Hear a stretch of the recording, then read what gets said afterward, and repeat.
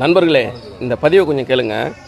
ஒரு பைத்தியக்காரனாகி காலையில் இன்பாக்ஸில் எனக்கு கமெண்ட் பண்ணியிருக்கான். என்னென்னு, நீ ஒரு பொட்டடா அப்படின்னு.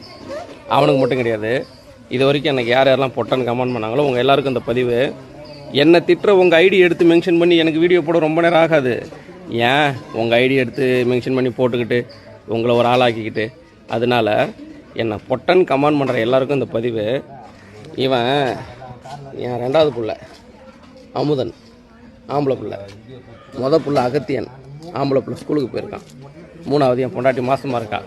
இதையும் தாண்டி நான் பொட்டன்னு உங்களுக்கு டவுட்டாக இருந்துச்சுன்னா நான் அப்புறம் என்ன சொல்கிறதுன்னு தெரியல.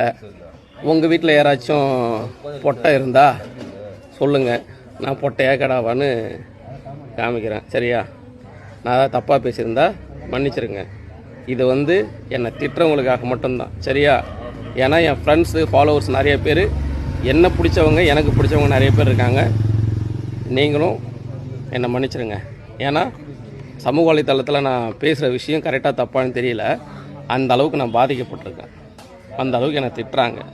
இன்பாக்ஸ் பக்கம் போக முடியல. நானும் மனுஷன்தான், எனக்கும் வலிக்கும், எனக்கும் உணர்ச்சிகள் இருக்குது, எனக்கும் கோபம் வரும். நானும் ஒரு சராசரி மனுஷன்தான். சரியா? டவுட் இருக்குது உங்களுக்கு மட்டும். டவுட் இருந்தால் நான் சொன்னதை செய்யுங்க, நான் நிரூபிக்கிறேன் நான் யாருன்னு. ரெடியா?